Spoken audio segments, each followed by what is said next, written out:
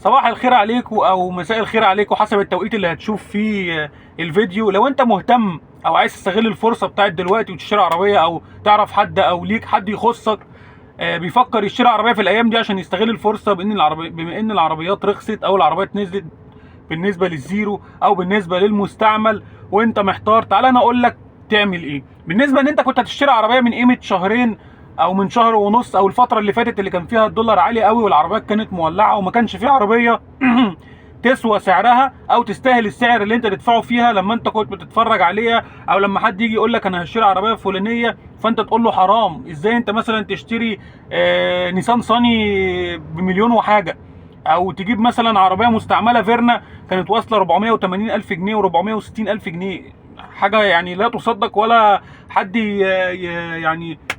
يصدقها ولا حد يقتنع بيها. في الوقت الحالي العربيات نزلت، ما نزلتش نزله جامده وما رجعتش زي زمان، بس نزلت مقابل من شهرين ثلاثه، او مقابل الرفعه الجامده اللي كانت طالعاها من شهرين ثلاثه او من فتره. فانت لو بتفكر تشتري عربيه الايام دي انا بنصحك اشتري على حسب الوقت اللي احنا فيه. انت مش ضامن العربيه تنزل تاني ولا ترفع، فانت يعني على حسب الوقت اللي احنا فيه انت شايف ان هي بقت كويسه. العربيه اللي كانت ب 450 بقت ب 300 او بقت ب 290. العربيه الزيرو اللي كانت بمليون و100 بقت ب 680 الف جنيه، دي اللي هي نيسان صاني. فالعربيات نزلت نزله الى حد ما كويسه. وفي ظاهره من العربيات اللي كانت مع التجار والسماسره والمعارض، والعربيات اللي هي مغيره نص قدام نص ورا، مغيره سقف رشه دواخل، العربيات اللي احنا بنقول عليها عربيات خرده او عربيات شمال او عربيات بايظه او عربيات لو دخلت المرور تفحص بعد ما انت تشتريها، ممكن المهندس يلاقي ان هي فيها حاجه متغيره، فالعربيه تخش لجنه ويقول لك العربيه دي ما ينفعش ترخص تاني عشان العربيه دي معيوبه، وتبقى انت خسرت فلوسك واللي باعها لك ضحك عليك. فانت دلوقتي تستغل الفرصه دي تشتري عربيه. لو هتشتري زيرو طبعا ده ما فيهوش كلام، لو هتشتري مستعمل تحاول تشتري عربيه موديلها الى حد ما قريب، عربيه متداوله في الشارع، بلاش العربيات الانواع الغريبه عشان هتتعبك. يعني خليك في العربيات اللي انت بتشوفها في الشارع كتير، حتى لو صيني، يعني الام جي والبي واي دي كل ده صيني، والبريليانس، العربيات دي كلها مكسره الدنيا وعاجبه الناس، وقطع غيرها موجوده في كل حته ومحدش، والتيجو والسبرانزا كل العربيات دي صيني. هتيجي تجيب عربيات، خليك في العربيات المتداوله، خليك في الرينو والكيا والهونداي والنيسان واللانسر، كل العربيات دي قطع غيرها موجوده ومنتشره في كل حته وكل الناس بتشتغل فيها. لو لا قدر الله اتخبطت منك اكسدامها اتكسر، الرفرف بتاعها، فانوس، باب، كل الحاجات دي ممكن تلاقيها استيراد بنفس لون العربيه واكن العربيه ما غيرتش اي حاجه، او على الاقل هتلاقيها جديده لو انت هتجيبه وترشه، مش هتتعب في حاجه، في يوم هتخلص العربيه كلها، بدل ما تجيب عربيه غريبه مش موجوده مش متداوله وحد يضحك عليك يقول لك يا عم دي حلوه، دي فيها تكييف، دي فيها باور، دي فيها سنتر ورخيصه ومش عارف، وتيجي تجيبها ما تلاقي لهاش اي حاجه بره. احنا في العربيات المتداوله اللي احنا بنركبها اللي هي حاجاتها منتشره في كل حته، ساعات بتزنق معانا كده في حاجات معينه، ساعات مش بنلاقيها.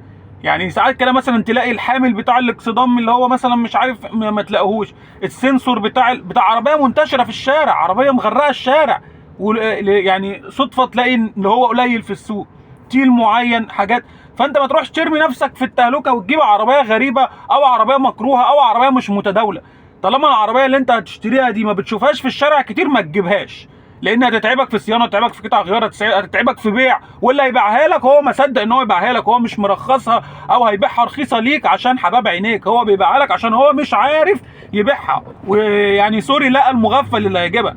فانت ما تاخدهاش في ظل الاسعار اللي ريحت او رخصت في الايام اللي احنا فيها دي. استغل الفرصه وهات عربيه عدله، بدل ما انت كنت هتجيب فيرنا ب 480 وانت كان معاك ال 480، دلوقتي الفيرنا رخصت بال 480 دول. شوف الانترا اتش دي 2007 ولا 2008، شوف لانسر بوما، شوف نيسان صاني الشكل القديم تكون حاله نظيفه جدا وفابريكا بره وجوه، وموديل مثلا 2015 ولا حاجه، اخر موديل فيها اللي هو ال 2015 الشكل القديم، مش الشكل الجديد. في عربيات كتير قوي ممكن تجيب رينو لوجان موديل 2020 او 21 هتعتبر نفسك راكب عربيه جديده، بدل ما كنت هتجيب بيهم فيرنا مانوال موديل 2013 2014 ايام اسعار الجنان اللي هي اللي فاتت من شهرين دي. فانت تستغل الفرصه وتبعد خالص خالص خالص عن العربيات اللي مغيره نصاص وغيره سقف وبتاع، عشان انا كنت بلاقي ناس ناس يعني بتدور في الجروبات على عربيات، على عربيات مغيره سقف ومغيره نص، وهي اللي طالباها من ايه؟ من ارتفاع الاسعار. تلاقي واحد طالب عربيه مغيره نص او مغيره سقف ويقول عايز عربيه مغيره سقف لحد 400,000 جنيه. انت مجنون؟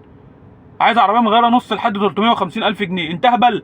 يعني انت تدفع 350,000 جنيه في عربيه مغيره سقف او عربيه مغيره نص عشان الاسعار غاليه؟ لا يا حبيبي، ده اروح اشتري عربيه موديل التسعينات، هونداي اكسل ولا شاهين ولا اكسنت ولا لانوس 1، تكون سليمه بالثمن ده ايام الاسعار الغاليه، ولا ان اشتري عربيه معيوبه. انت العربيه المعيوبه دي افرض انت جايبها فيها رخصه شهرين 3 شهور، ال3 شهور خلصوا والعربيه دي مرور اقاليم، وانت رحت تجددها في المرور بتاعك.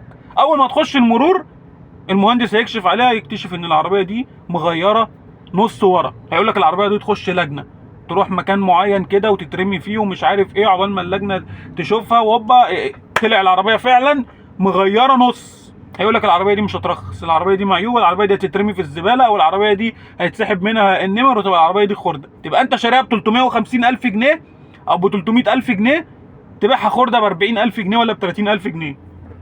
ده انت لو عرفت تبيعها. هتقول لي ارجع لصاحبها وارجعها له، يبقى صاحبها يقول لك انا ما اعرفكش، هرب بقى، سافر بره، صرف الفلوس، يقول لك اديني العربيه واديك فلوسك كل شهر 100 جنيه طبعا وانت دافع 300,000 جنيه، فده مش عقل. فانت يعني تفوق كده. ولو اي حد تعرفه او انت شخصك عايز تشتري عربيه في الايام دي، تستغل الفرصه، تجيب عربيه عدله نظيفه، عربيه كويسه، عربيه عددها قليل، عربيه مش رشه لا بره ولا جوه يستحسن يعني، او لو رشه بره تبقى رشه حاجات بسيطه، اكسدامين، رفرف واحد، حاجه كده اللي هي بسيطه، تبقى العربيه بحالتها، تبقى العربيه موديل عالي الى حد ما، بما انك هتدفع رقم زي 450 زي 480 زي 500,000 جنيه، معاك تعدي 600، هات نيسان صاني زيرو وريح دماغك. واللي يقعد يقول لك عربيه وحشه وبتاع، انا بشتكي منها في حتت معينه ان هي عربيه خفيفه وصاجها ورق وبتاع، بس مقابل ده هي سعرها كويس، بما ان هي عربيه تكييفها حلو جدا، موتورها جديد، واسعه، عاليه عن الارض، فيها جنط وتكييف تاتش وفيها سنسور وفيها فاميو، فيعني هي قيمه مقابل سعر، ومغرقه الشارع يعني وحاجاتها في كل حته. هي بس الحاجه اللي هتضايقك فيها لو انت راجل بتاع سفر، بتسافر كل يوم، بتسافر كل اسبوع، هي يعني مقرفه في السفر، مش انت مش هتعرف تجري بيها.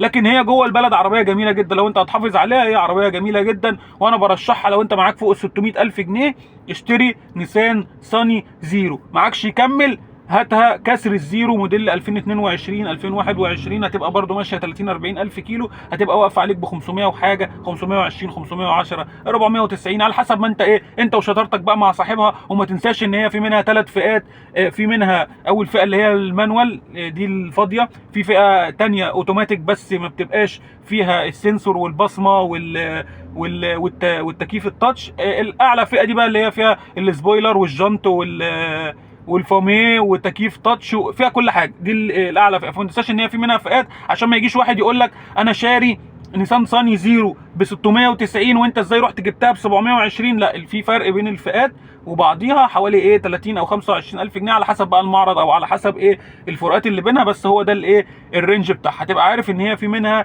ثلاث فئات. فلو انت بتفكر تشتري مستعمل او جديد، اشتري دلوقتي، ده نصيحه مني والله. لو انت اشتريت والعربيات جت رخصت تاني هترخص 10 20، انت مش هتندم عليهم، انت ركبت بيهم العربيه في الشهرين اللي جايين دول، والله غليت تبقى انت يعني لحقت نفسك واشتريت. انت كده كده كنت الايام اللي فاتت بال 600 دول او بال 500 دول كنت هتشتري عربيه موديل 2010 2011، اديك جبت عربيه موديل السنه زيرو او جبت عربيه موديل 21، فانت ما خسرتش، انت كسبت.